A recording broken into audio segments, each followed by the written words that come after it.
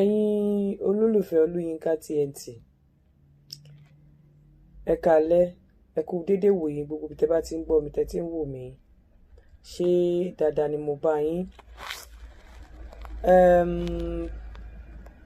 Number one, ẹ má gbàgbé o ọjọ́ Sunday ní aago 9 alẹ́ ẹ̀yin tí ẹ báyìí ti subscribe sórí channel mi ẹ jọ̀ọ́ ẹ lọ subscribe sórí Yinka TNT YouTube channel torí ibẹ̀ láti máa ṣe ètò wa ní ọjọ́ Sunday gẹ́gẹ́ bí mo ṣe sọ torí àwọn nǹkan tá a máa lò àní lè lò lórí Facebook. Kí tó máa lọ ó ní product kan tí mo ṣe alábàápàdé mo ti sọ fún yín tẹ́lẹ̀ mo ní mo máa gbé wá òun náà ni kíní wọ́n pè ní Abbey Beauty Palace eléyìí ni lotion wọn whitening body lotion wọn leléyìí tí wọ́n ń tà máa fún yín ní nọ́mbà wọn is very good. Wọ́n ní body scrub náà body scrub wọn lélẹ̀ máa ṣàlàyé mọ́ fún yín níjọ́ Sunday body scrub wọn rèé wọ́n bẹ́ẹ̀ náà ní facial scrub wọn wà ní bedroom mi and this is the body gel bí bóyá téèyàn bá fẹ́ lo tó ẹ bá fẹ́ wẹ̀ fún wíwẹ̀ body gel lélẹ̀ wọ́n ní facial scrub wọ́n ní body scrub wọ́n ní body cream so for all your body care products ní Germany àwọn òsínbí tí wọ́n Germany náà wà so you can call her gbogbo ẹ̀yin tẹ́ gbogbo ẹ̀yin ará Germany ẹ pè wọ́n ẹ dán wò ẹ rí pé rere ni Olúwa ẹ pè wọ́n tí ò bá ṣiṣẹ́ fún ifá wọ́n ní kíní fún gbẹ̀rẹ̀bí ajẹ́bí dán tiẹ̀ ní ìyẹn wọ́n ní cream gbẹ̀rẹ̀bí ẹ pè wọ́n sórí +49 152 104 55476 +49 152 104 55476 àbí kẹ́ tún pè wọ́n sórí +49 172 705 2263 +491 727 052 236 ẹ pè wọ́n sórí àwọn numbers yẹn fún gbogbo ẹ̀yin tẹ́ bá fẹ́ ra cream ní Germany àti ní agbègbè ẹ̀ òun rèé product wọn rèé whitening body lotion wọn lélẹ́yìí kíní body wash wọn rèé body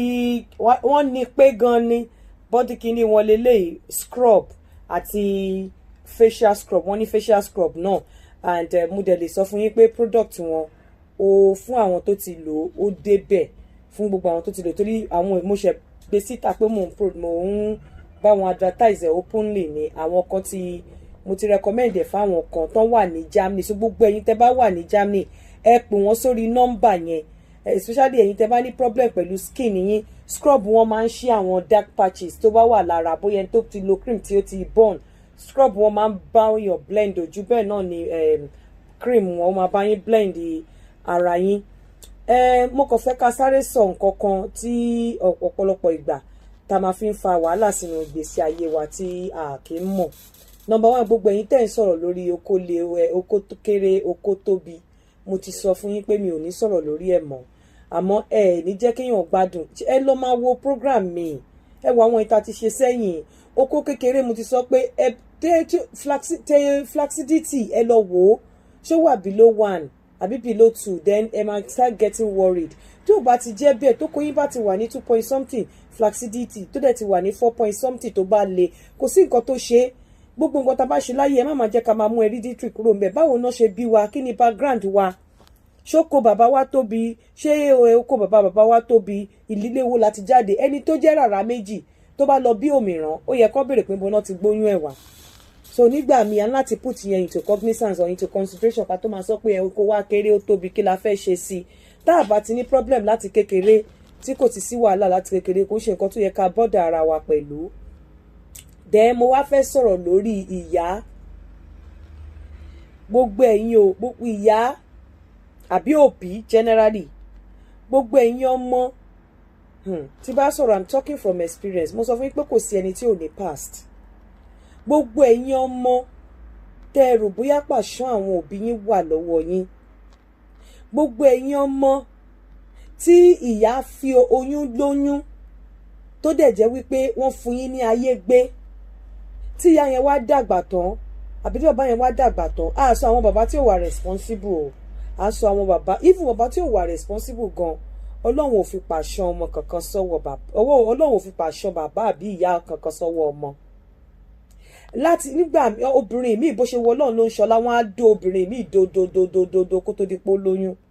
ìmí wọn á dẹ̀ dó lẹ́ǹkan á lóyún so ìmí tó dodododo tí gbogbo abẹ́ ti ń ta kó tó di pé ó lóyún ẹ rántí bó ṣe gbé oyún yẹn for 9 good months ìmí oyún ẹ̀ á tó 10 months lára ẹ̀ ẹ rántí ìgbà tó ń lébọ̀ ẹ má jẹ́ kí n tọ̀ yín kò ṣe pé bóyá D&C àbí wọ́n ṣẹ̀ ń ṣe oyún kò ṣe pé bóyá ó ṣẹ̀ wà o ó wà láyé àwọn bàbá wa àti ìyá wa náà bẹ́ẹ̀ òbí tó fún ẹ ní ayé gbé tó jẹ́ kó wá sáyé bóyá nínú ìrìn àjò ayé ẹ ó wá lọ bá àwọn wèrè kan àbí àwọn kankan pàdé wọn ní àjẹ́ nìyẹn ẹ òun ló ń ṣe ẹ ó wá tìtorí ẹ ó lọ ó tìtorí ẹ ó pa òbí yẹn tí ò tọ́jú ẹ onípẹ́pẹ́sẹ́ kan òbí tó fún ẹ láyé gbé gbogbo nǹkan kí nǹkan tó o bá dà lénìí in fact bíbélì àti Quran ó recognize ìyá especially at least mo mọ̀ pé Quran sọ pé abẹ́ ìtẹ́lẹsẹ̀ ni àti wọ ìjọba ọ̀run ọmọ wà tìyá abẹ́ ìtẹ́lẹsẹ̀ ìyá ni àti wọ ìjọba ọ̀run ọmọ wà ìyá yẹn ni ẹ máa wá mú lájẹ ẹ ní àjẹ́ ni ẹ ní pẹ́pẹ́sẹ́ kan wọ́n ní òun ló ń ṣe yín ìyá tó lóyún ẹ tó fún ẹ ní ayé gbé tí ò ṣẹ́ oyún ẹ dànù ìyá tó gbé ẹ tí ó rọ ẹ ní kékeré tí ò rọ ẹ pa a mọ̀ pé àwọn òbí wa kan àwọn òbí wa máa ń misbehave I must be frank with you especially mothers nígbà míì wọ́n máa ń misbehave ohun ojú rí ẹnu ò gbọ́dọ̀ máa sọ àmọ́ pẹ̀lú ẹ̀ ọlọ́run ò fi pàṣán ìyá kankan sí ọwọ́ ọmọ kan ìwọ tó bá no matter nǹkan tí ìyá ẹ bá ṣe fún ẹ you have to take care of your mother you have to take care of your parents wá fi wọ́n lẹ̀ pẹ̀lú ọlọ́run wọn táwọn ò bá ṣe nǹkan tó yẹ kí wọ́n ṣe ṣùgbọ́n má fi ebi pa ìyá ẹ kò ní òun pọ́líṣẹ̀ nítorí pé nǹkan tó ṣe àbí nǹkan kan tó sọ fún ẹ ní kékeré ó tún ń tara wọn dẹ́ṣẹ̀ ni kíyà yẹn wá kú kó wá ní o fẹ́ bò láṣìírí o fẹ́ ṣe patí ìyá tó ò tọ́jú lójú ayé ẹ̀ ìyá tí ò bẹ́gbẹ́ mu níbi tó ń gbé ìwọ dẹ̀kẹ̀rẹ́ kò ṣe pé bóyá o ò rí jájẹ o kò wà nonchalant o kò tiẹ̀ ká kún mo sọ fẹ́ nìkan tó ní ìyá kan tí ò ṣe kinní kan fóun kí ló fẹ́ ṣe nǹkan kan mo dẹ̀ rí ayé ẹ̀ mo ní ẹ lọ bá ìyá yín mo ní ayé yín ju ayé ẹni tó jẹ́ wípé kò rójú rere ìyá ẹ̀ gbogbo nǹkan tí àwa ọmọ bá ń ṣe láyé ẹ jẹ́ ká máa wójú rere ìyá wa o ìwọ tó o bá fi ìyá ẹ sílẹ̀ whatever reason kan kí nǹkan tí ìyá yẹn ò bá ṣe fún ẹ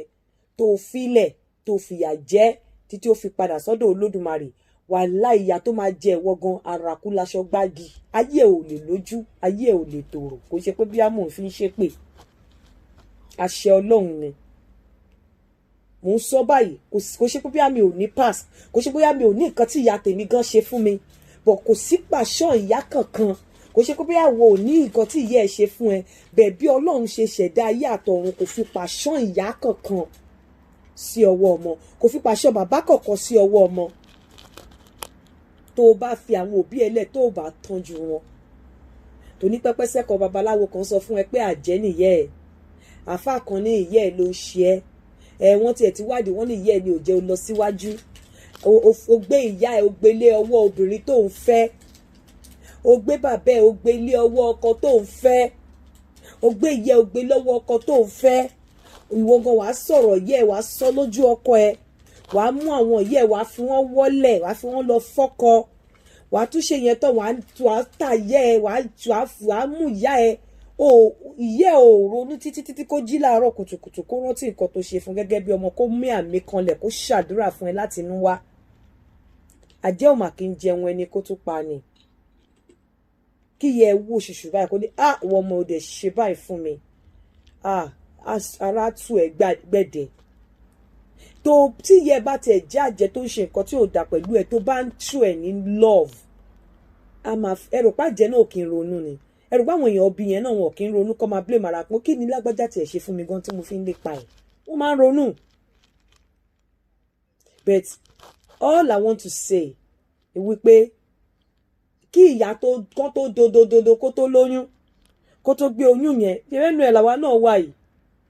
Ọ̀rọ̀ ọmọ lórí ìyá, ọ̀rọ̀ ìyá lórí ọmọ kò ń ṣe nǹkan tó kéré. Ọ̀rọ̀ òbí lórí, ẹ rí pé mò ń sọ̀rọ̀ nípa ìyá. Kò ṣe pé mi ò sọ̀rọ̀ bàbá, bẹ̀t gbogbo àwa náà la mọ̀ wípé wọ́n máa ń sọ pé bàbá gbogbo ayé. Tẹ́ni tí bá ṣẹlẹ̀ sí tèmi ni tèmi. Ọkùnrin lè lọ bímọ míì síbòmíì. Ló fi dàbẹ́ ni wípé ńgbà mi tọkùnrin ò bá wà responsible tí ò ṣe ojúṣe ẹ̀, ìyá ò kì í lè fọmọ́lẹ̀. Tó fi jà pé àwọn ọkùnrin kan wà tán useless tó máa ń fi pé ṣèbí ìyá ẹ̀ ni wọ́n á jọ̀wọ́lẹ̀, especially tó bá ti mọ̀ pé ìyá tó nífẹ̀ẹ́ ọmọ ni kò wọ́n kí ẹ̀. Wọn ò tiẹ̀ ní mọ́nítọ̀ pé báwo lo ṣe ń rówó tó ṣe ń tẹ́kì àwọn ọmọ lójú tiwọn. Ẹ̀tọ́ ẹ̀ ni ìbóhùn ló bí àwọn ọmọ ẹ̀. Ṣé ìyá tó dẹ̀ bí àwọn ọmọ ẹ̀ lóòótọ́ ṣé kò ní tọ́jú àwọn ọmọ ẹ̀? Òun ló fi dàbẹ́ ni pé mò ń sọ̀rọ̀ ìyá gbogbo àwa tá a bá níyà tá a ní ìyá wa ṣẹ̀ wá, ìyá wa ṣe kinní kan àní tọ́jú ẹ̀ àjẹ́ níyà wa, ṣe gbágbá níyà wa, tí ìyá yẹn bá fi kú bẹ́ẹ̀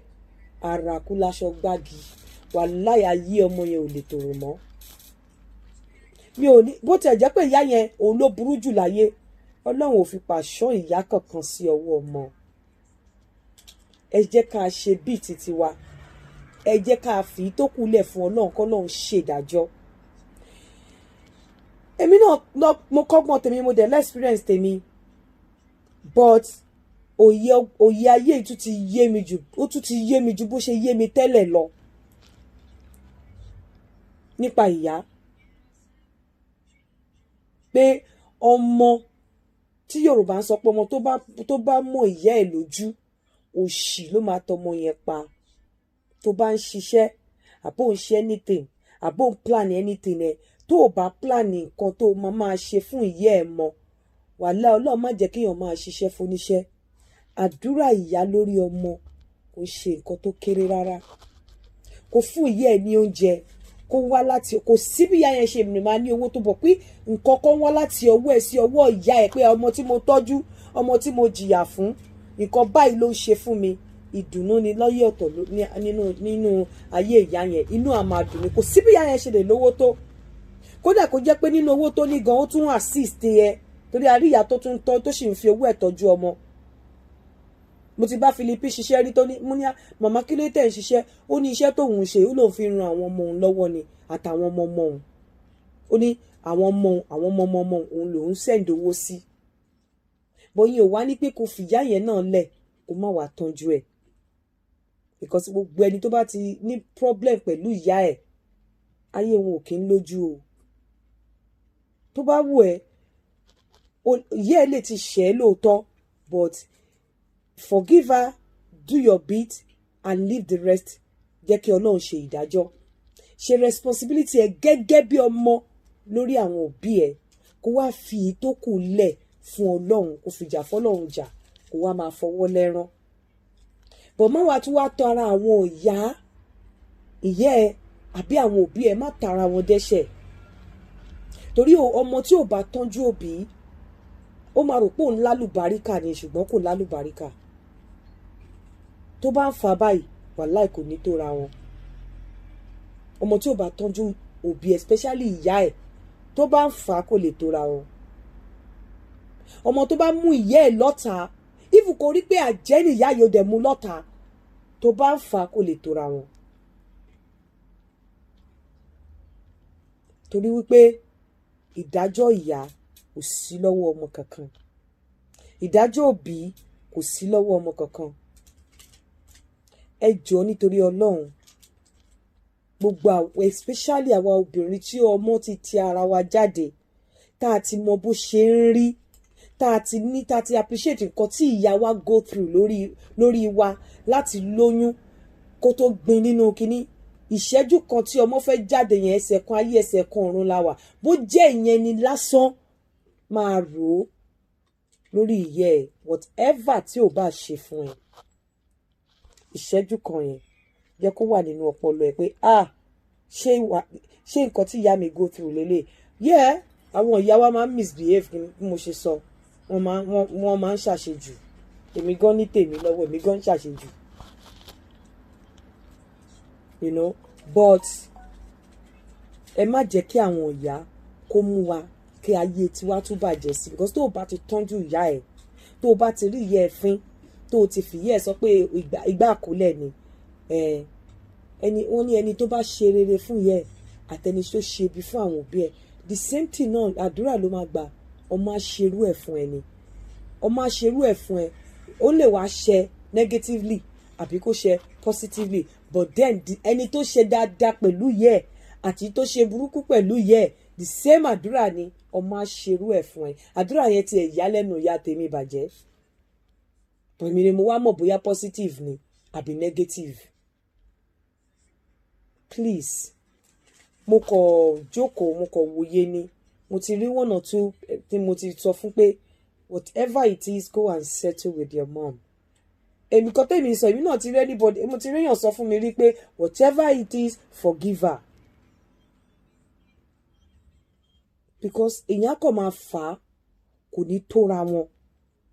Téèyàn bá sọ wípé òòrèèyàn bá ṣọ̀tá, ìyá ẹ̀ ló wá fẹ́ mú lọ́tà, èèyàn máa falẹ̀ ayé ẹ̀, kò ní tóra wọn. Ọlọ́run má jẹ́ kí èṣù farapamọ́ jẹ wá níyà. Àdúrà òbí, àdúrà ìyá, kó fún ìyá ẹ ní nǹkan kan, kó wò ṣùṣù kó ní kó ṣàdúrà fún ẹ, it goes a long way. In fact, èmi a máa fi tọrọ pé Ọlọ́run má jẹ́ kí n rí dààmú, má jẹ́ kí n rí wàhálà, wọlá wípé ìyá mi ò lẹ́nìkan. Ọlọ́run wọlá wípé ìyá mi ò lẹ́nìkan àfẹ̀mí. Èmi a máa fi tọrọ pé ìwọ Ọlọ́run, àdàbí tí mi bá tọ́jú ìyá mi, àdàbí tí mi bá ṣe ẹ̀tọ́ mi fún ìyá mi nìkan ló kù ni kó má dá mi lóhùn. Kò sí ìfùkàjà, màá ṣe nǹkan tó yẹ kí n ṣe gẹ́gẹ́ bí ọmọ.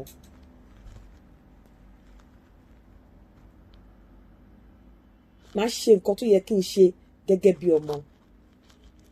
Please, if you kò ní problem pẹ̀lú yẹ, do what you are supposed to do as a child. Torí pé ìwọ náà gbàdúrà kí ọmọ ṣerú ẹ̀ fún ẹ. Àgbàdẹ là ń dà yìí. Bó o bá dàgbà àgbà á dà ẹ́. Please, gbogbo ẹ̀yin tẹ́ ẹ bá ní problem pẹ̀lú òbí yẹn, especially your mother, go and rethink. Take a bold step. Kò ṣe wípé bóyá bury your pride. Pride wo lèèyàn fẹ́ ní níwájú yẹ. Go back to your mother. Go and embrace your mom. Ìgbà tó bá kú, ẹni tí yẹ ẹ ṣàìsàn tí ò rí nǹkan kan, tí ò raṣọ rẹ̀ bò lójú ayé, tí ò tọ́jú ẹ̀ lójú ayé, tí ìyá wa kú tó máṣọ, tí ìyá kú tó ń sákiri ẹ rò bóyá ìyẹn ò mí pé ayé ẹ̀ máa padà dà. Ẹni tí ìyá síkì tí ò gbé lọ sí hospital tó ṣe pé kinní, tó ní kó máa fún ìyá lágbo àbí kó máa ṣe kinní kan tó wó yẹn dẹ̀ wà lọ́wọ́ ẹ̀ tí ò tọ́jú ìyá yẹn. Àbí ẹni tó ti sọ ìyá di gbàkúlẹ̀ lọ́wọ́ ìyàwó ẹ̀, tó ti sọ ìyá di gbàkúlẹ̀ lọ́wọ́ ọkọ ẹ̀. Tí ìmájì kí ọkọ ọmọ ẹ máa sọ fún ẹ pé ìyá ìjẹ́ òṣì, ẹ kúrò nílé mi. Ó wá rò pé ìyá yẹn máa kú. Ẹ̀sọ́ òníké, ọmọdé tó bùgbò kò ní, òjò kọ́ lójú wéré ló mú ni. Òjò kọ́ lolúwéré mú ni, àbí ló ń pa ni. Please, ẹ jọ̀ọ́ nítorí Ọlọ́run, àwọn ibi kéékèèké tí ogun ti lè máa wọnú ayé èèyàn, tẹ́ pé when you study nature, àwọn nǹkan kéékèèké tó lè máa fa ogun wọlé wa nínú ayé wa, yàtọ̀ sí pé àáfàá àbí wòlíì àbí anybody sọ fún wa, àwọn nǹkan tó yẹ káwa náà máa reminiscence lé lórí, ká máa ṣe review lé lórí nìyẹn. Pé ọ̀sẹ̀ tí ẹni tí mo ṣe ọlọ́kọ̀ ẹ̀ bá wáyé, ṣé mo ṣe ẹ̀tọ́ mi gẹ́gẹ́ bí ọmọ fún? Kí ni àdúrà tó ń gbà fún mi? Kí ni ìrántí tó ń ṣe nípa mi? Ẹlòmíà gbá ìyá ẹ̀, bó ṣe máa gbá ìyá ẹ̀ ló máa wá, bó ṣe máa talé mọ́ ìyá ẹ̀ lórí ló máa wá, bí ìyá ẹ̀ ṣe máa kú tó máa ṣe sáré wọlé tó máa kó gbogbo nǹkan káwọn fámìlì míì tó dé, àwọn ẹ̀gbọ́n ẹ̀ tó dé ló máa wá. Ẹni tó kú sílẹ̀ tó ṣe nǹkan sílẹ̀ tó sáré lọ jí òun dà. Níjọ́ tí ìwọ náà bá kú, bọ́mọ ẹ ṣe máa jí nǹkan ẹ̀ lẹ́yìn ẹ̀ náà nìyẹn. Gaskiya ni. Please, ẹ jọ̀ọ́ nítorí Ọlọ́run, ó ṣe pàtàkì. Ẹ rántí bí tọkùnrin bá ń dó wa lásán, á jí wa gbá aṣọ tó gbá tó dídó tọ̀tẹ̀ máa fi dóyàn lásán kọ́ lóyún kọ́. Ìgbà míì gan tóyún bá ga tó bá fẹ́ dóko wá ní dandan láti du ẹ̀ wá tún gbára lẹ̀ nínú ìrora nínú gbogbo ẹ̀. Wàá tún bímọ yẹn fúnfún lọ́yàn. Fi ìjọ tó ń wo eyín ìjọ tó lọ gba abẹ́rẹ́ nọ́mbà fún gbogbo yẹn lèèyàn máa ẹ jẹ́ ká máa rò ó. Whatever tá a bá dì nílé ayé lénìí ẹ jẹ́ ká mọ̀ pé èèyàn kan ló fún wa láyé gbé o, which is ìyá, òun ló fún wa ní ayé gbé, because àwọn èèyàn ń ṣẹ́ oyún o, oyún ṣíṣẹ́ ti wà tipẹ́tipẹ́, ó lè decide láti ṣẹ́ oyún ẹ̀ dànù. Èló náà ń ta gynecocid, èló náà ń ta, èló náà ń ṣe D&C, ó lè decide láti yọ oyún ẹ̀ dànù, ó lè decide láti ṣẹ́ oyún ẹ̀ dànù, ó fún ẹ ní ayé gbé, fún ẹ ní opportunity to live. So whatever tó bá jẹ́ lórí ilẹ̀, please remember your mother. Ìyẹn ni àwọn wọ́n gbé wálé ni, àwọn àjọ̀nú gbé wálé ni. Mo wá ní kí n wá sọ fún ẹ̀yin olólùfẹ́ mi, ẹ má gbàgbé níjọ́ ọ̀sẹ̀ a máa pàdé ní 9 PM lálẹ́ kó tó dìgbà náà. Ó tẹ̀lé má jẹ́ 9 PM because àwẹ̀ á ti tán. Kó tó dìgbà náà, ire o.